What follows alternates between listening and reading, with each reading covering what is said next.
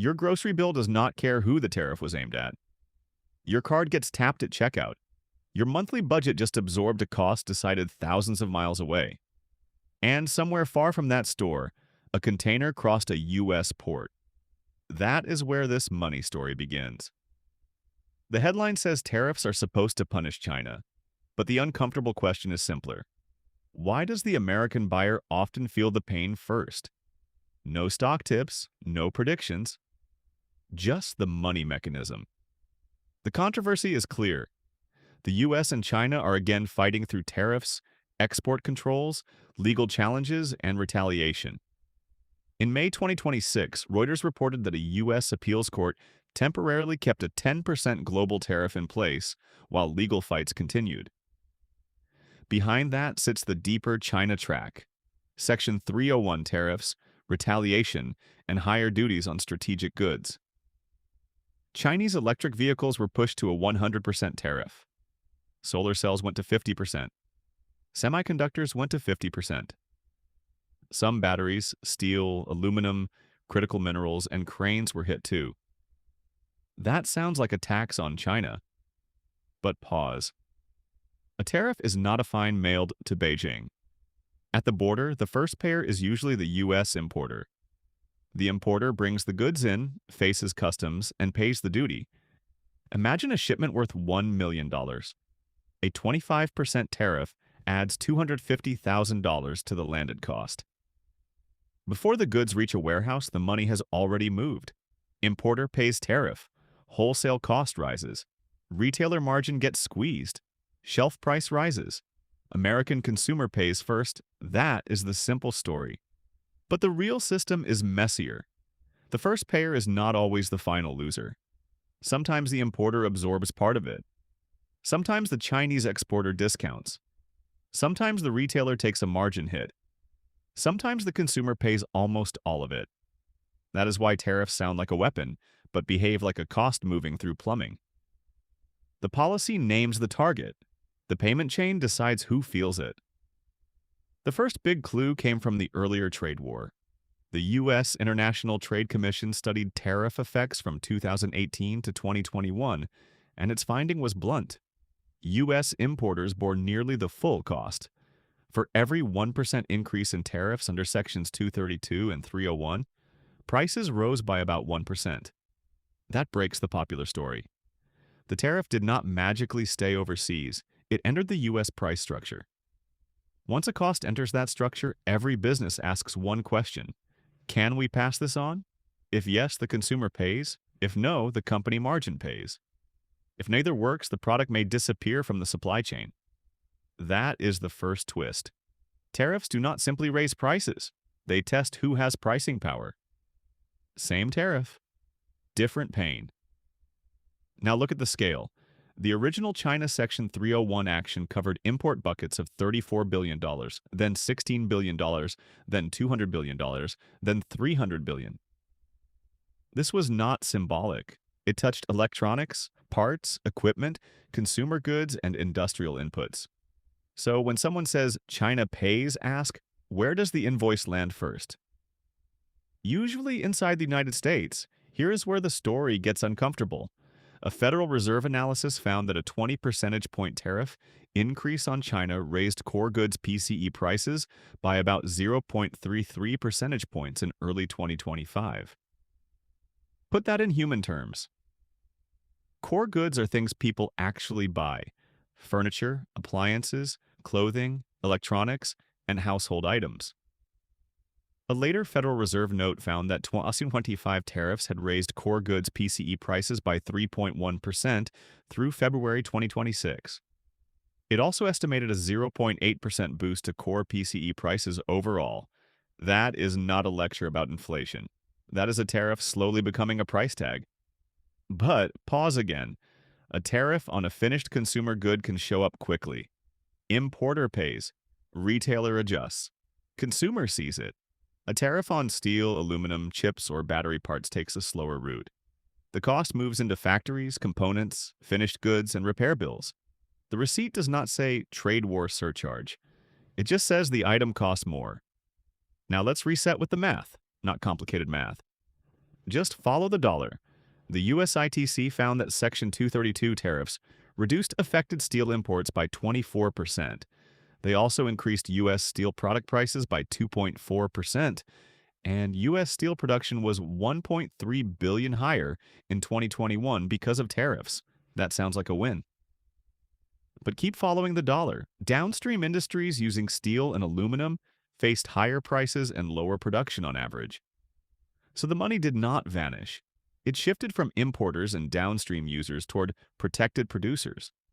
The political sentence is, we are protecting industry. The money sentence is, we are moving cost from one balance sheet to another. A tariff does not punish cleanly. It reallocates pressure. Now look at federal revenue. In June 2025, Reuters reported that gross U.S. customs duties reached $27.2 billion in 1 month. Net customs duties were $26.6 billion after refunds. For the first 9 months of fiscal 2025, customs collections reached $113.3 billion gross and $108 billion net. Tariffs had become the fourth largest federal revenue source.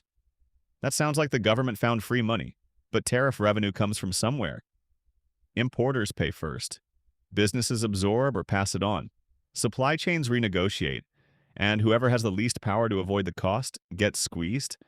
But if the government is collecting billions today, why has your local store not changed every price yet? The answer is in the inventory. A company may still be selling goods bought before the tariff. A retailer may wait for the next pricing cycle. A supplier may renegotiate contracts. A brand may hold the price until competitors move first. Then suddenly the shelf resets. The Federal Reserve's 2026 analysis found tariff pass-through can build over months, with evidence consistent with full dollar-for-dollar pass-through into relative consumer prices after about 7 months. So the pain does not always arrive loudly, it arrives late, and delayed pain is easier to deny. Now comes the third twist. The tariff target can retaliate, and retaliation changes who gets hurt first. During the earlier trade war, retaliation hit U.S. agriculture. USDA researchers estimated that retaliation by 6 trading partners reduced U.S. agricultural exports by more than $27 billion from mid-2018 through the end of 2019. China accounted for nearly $26 billion of that loss. Targeted U.S. agricultural exports to China fell by 76%.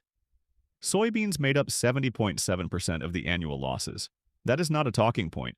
That is a market rerouting. Chinese buyers did not stop needing soybeans.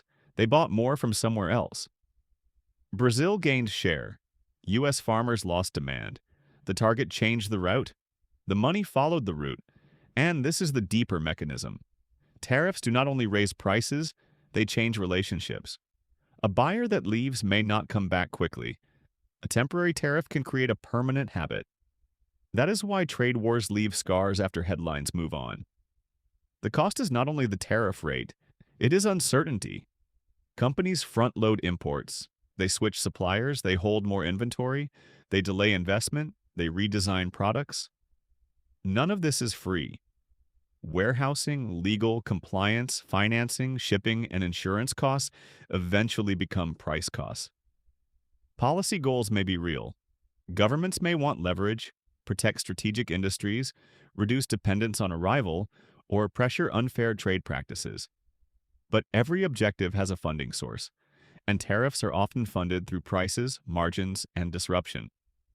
If the importer is American, the retailer is American, and the buyer is American, Americans are inside the payment chain. That is why Americans often pay first. Not because China is unaffected. Chinese exporters can lose volume, factories can lose orders, trade routes can shrink, but the American consumer can still pay first because the chain starts at the border. This is the uncomfortable difference between target and incidence. The target is who the policy is aimed at. The incidence is who economically bears the cost. Those are not always the same person. The target may be a foreign government. The payer may be an importer. The absorber may be a company. The final funder may be a consumer. That is the quiet trick. A tariff can look foreign on television and domestic on a receipt. So, who pays is not the best first question. The better question is, who has the least power to avoid the cost? If the importer cannot avoid it, the importer pays first. If the retailer cannot absorb it, the retailer raises prices. If the customer needs the product, the customer pays. If the customer refuses, the company loses sales. Either way, the cost lands somewhere.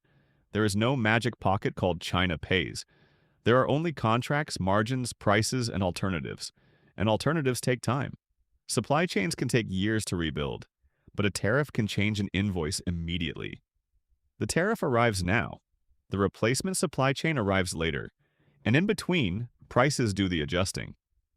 That is the money mechanism. Not ideology, not blame, just timing, bargaining power, and cost pass-through. Tariffs are not just trade policy. They are a price-routing machine. They turn geopolitical conflict into invoices. They turn supply chain dependence into household costs. They turn government revenue into private expense. And they reveal who has enough power to pass the bill forward. Someone pays at the border. Someone negotiates in the middle. Someone adjusts at the shelf. And someone discovers the cost only after the receipt is printed.